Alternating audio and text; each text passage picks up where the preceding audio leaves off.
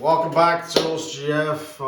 Not gonna lie, it's my birthday, November 30th. GF, the old 39.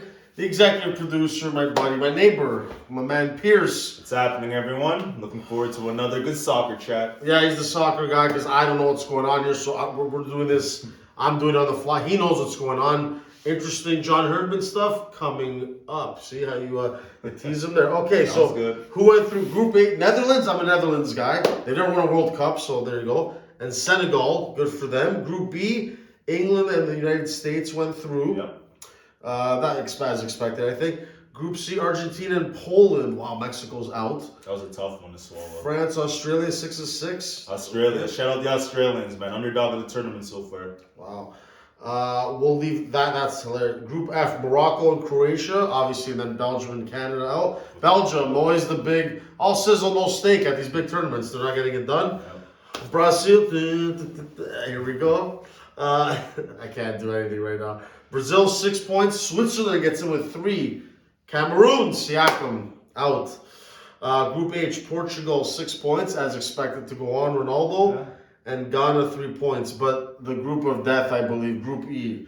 The final group, I can't believe it. Germany and Costa Rica out. But more importantly, Germany's out. And I'm Canada, Italy now for life.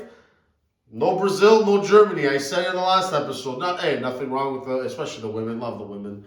But can't have them win another World Cup, so they're not a problem. Now it's just Brazil. Brazil is going to be a tough one, but so those are the groups that went through. Pierce, take it away. What did you see? What's going on here? All right, so again, what's happening, everyone?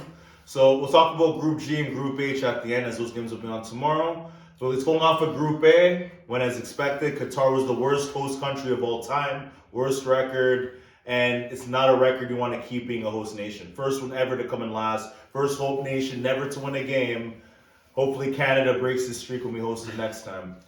England, USA, I think the best two teams went on. USA is a good defensive team, very disciplined. England is England, deep, the Premier League. Let's see how they do in their next matchups.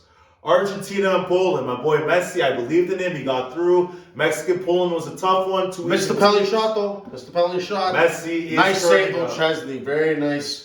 Messi's turning up because all 3 games he's on the ball, he's involved, he's engaged. Needs a World Cup. And I think he did what he had to do to lead Argentina to win the group after such a horrible start in match day 1. Okay. Poland. What they did yesterday, hold on a second. What these guys did, because they knew the scoreline at 2-0, all they did is put 11 guys in the box and they let the other team, Argentina, just passed the ball side to side, waste of time, no urgency. That was ballsy by the coach, because if the Mexicans would have scored another one, Poland would be out. Now Poland's advancing in second place facing France. But if you go watch the last 10 minutes of the Argentina-Poland game and watch what he did and the risk the coach took. He never had any idea of going forward. He never cared. It's about wasting the clock and praying that the Mexicans don't score. And thank God to the coach, he came through. France and Australia. France is the deepest squad other than Brazil in the whole tournament. They won the group. Australia, small nation, Oceania. They have history, but this is the first time they made this round since 2006. So shout out to the Aussie. Socceroos, we call them. Socceroos. Japan, Spain, Germany, Costa Rica. Costa Rica, CONCACAF. They won a game. U.S. won a game. Canada did not win a game. Mexico won a game. But we'll talk about Canada. The Canada post game's Canada comes later, but let's keep on going. Spain, their problem was Japan. Japan came out twice. Down 1-0 to Spain, down 1-0 to Germany. They came through. Good for the Japanese. They always are around. We have to respect them. Canadians thought winning a friendly with them was worth the damn. This is the real competition. The Japanese came through. Spain, shout out to Spain, they advanced as well. Morocco and Croatia. A lot of people, especially over here, who aren't into international football more than 2 and 4 years at a time. Morocco is a good team. They've been doing it in Africa over the last 3 to 4 years, and they deserve to win this group. And Croatia showed us when we played them their class. Belgium is the biggest disappointment of the tournament. Canada we'll talk about later. Yep. And then going in tomorrow, Brazil, Switzerland, Cameroon, Serbia in Group G. I think Serbia is going to take out Switzerland to get the second spot. But Cameroon can turn up against Brazil, who has nothing to play for, and they'll play the reserves. Same thing in Group H. Portugal's already advanced. They'll probably have their reserves on. So let's see what Ghana does against them. Yep. Korea and Uruguay. It's anyone's group for the second spot. Let's see what happens. Okay, so now we will switch it back to to Canada. So I'll do just a quick briefing of the 3 games, and then Pierce will, who's a soccer coach, analyst, loves soccer. He's the guy. I do not analyze soccer. Loved it. This World Cup's been hard to get into at this time of year. We're not used to it, but I love it. Qatar's been a great World Cup. It's been no. I didn't say it was bad. Just saying getting used to it. But anyway, Canada, John Herdman. First game, you get the penalty shot. It goes to Davies instead of one of the strikers. Laren was off, or David? Laren was off. David was on. David get it, or does Davies get it? The second game, when he says, well, fuck Croatia, this, that, and then Croatia bends him over. And at least he took it on the chin there, lesson learned. And then Morocco, what did they get? They got the big moment with Davies in the second game. You didn't see that coming, but beautiful header. Yeah. They got that moment, but they didn't get that moment in the first game. They should have won. Then it goes into a beatdown. Even after the Davies goal, a beatdown against Croatia. And then Morocco, I'm not going to lie, mailed it in. I watched the second half of my dad wasn't up for it. And I don't know, just I saw an own goal or whatever. They should give that goal to the guy who scored, man. I don't like own goals. Let the guy who shot and scored, I get it. They have to change that rule, but let him, feel like he scored a goal. But anyway, they lost 2-1. So for some people, and guys like me, new to the Canada game, we're going to disagree because I think, Davies got the goal. They had a moment. We got that monkey off our back. Now we got to go 4 years from now and, try to win a group, get an easier draw, and go from there. But Pierce now is going to lay it down for you what he didn't like, John Herdman, tactics. Okay, so what I liked was we showed up to the tournament. We were a participant. We all got to experience something most of us haven't experienced in our lifetime. That being said, I feel a couple ways about this tournament. First off, I feel embarrassed. Because again, Herdman, the way he approached the Croatia game, I'm looking at this in an international perspective. And I just don't like how we approached that game. You have to know the context of where you are. You have to know the cameras are always watching you. I just feel embarrassed what the Croatian press did to our coach. Remember that picture I showed you? The Croatian press had our coach. Go look it up on the news. It's embarrassing, and I'm not happy about that. And then I'm kind of disappointed in the fact that we can only score 1 goal while our opponents score 8 goals. 7 against us and 1 in their own net, of course.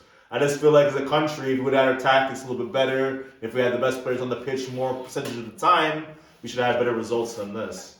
That being said, we're a very young squad. I do believe in our young players. I do think in 2026, we'll be a force to be reckoned with. My only question is the coach, not to be mean or anything. I've been watching the progression of Canada for the last 3 years. At the beginning, people forget they struggled against Haiti and stuff in the Gold Cup, right? We're lucky that our best players are where they are. But I want to shout out their community coaches, their community clubs. For example, Lauren came through Brampton. We had David that came through Brampton. We had a couple more players that came through the community clubs.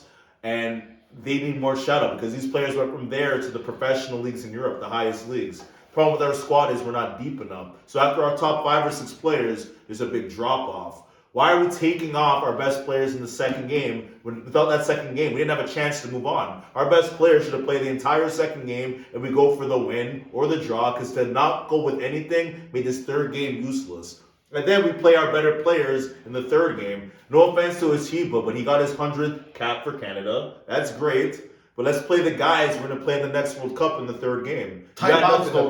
Not to cut you off. That was a tight bounce. I felt like I was watching a Leaf game. The header, it Trezeguet's bar out. Hey, sorry, that was great for Italy 2006 reference. But bar down, half in. Felt bad for Atiba Hutchinson there. Then I think Alistair Johnson, he came in flying just over the net. That's tight. I felt bad for Canada there. Things could have gone differently in these 3 games, but at the same time, I agree with you. They are, the more I'm getting to, he's educating me on the soccer game in Canada. They are outclassed. They have a long way to go. We never had a chance in these 3 games. Every game, some of our media would tell us and trick us into thinking we had a chance. These 3 teams have played at the highest levels for years and years. Count the amount of caps between our teams. We're young. And it's okay that we're young. Let's not go disrespecting Morocco and stuff. Before we're here, everyone said Morocco was the easiest game. The easiest game. But who won the group? We're very naive in this country. The 2 European teams, they allowed us to think we were winning in the first 30 minutes just to take us out through minutes 30 through 90. Picture a soccer match. 3 30-minute intervals. If you're boxing, you go too hard at the beginning against an experienced fighter, they'll take you out over time. Soccer, 0 to 30, against the European squads, we did great. But guess what? We lost all our energy after that. Between 30 and 90, the other two teams outclassed us unimaginably. And whose fault is that?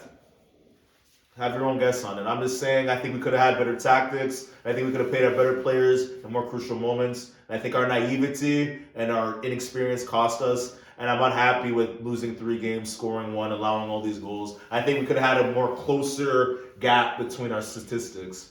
All right, I think we could have pulled off 1 draw, but it's fine. Guess what? 2026, we're going to turn up, GF. That's it. Well, it's about now. I guess it's about actually winning a game, or mind you, even getting a tie. They haven't gotten a tie yet, so try to get the tie, try to get a win, try to get an easier draw, try to win the group. But a lot can change in 4 years. Hey, like I said, SFW brings a real. It's that's SF man. He's giving you a side that you're not going to get on Sportsnet or TSN or whatever, and that's fine. They have their side, but he's it's not as rainbow and sunshine as people think. These guys said that Herdman was right 99% of the time. Yeah, if you watch the last 4 years, what a lie! What a lie! This guy 99%. Here's how you're going to judge our team. Gold Cup, and I heard the Canadians will be invited to the South American Cup as well. Then we'll see. If there's no results in these 2 tournaments, the coach has to be different by 2026. Cool. That's my final note on Canada. He has 2 tournaments. If we don't show any improvement against the higher level opponents, World Cup, you can't be here. I'm sorry. We need a coach who's ready tactically. Thank you, Herman, for what you did for the women's team and the men's program up until now.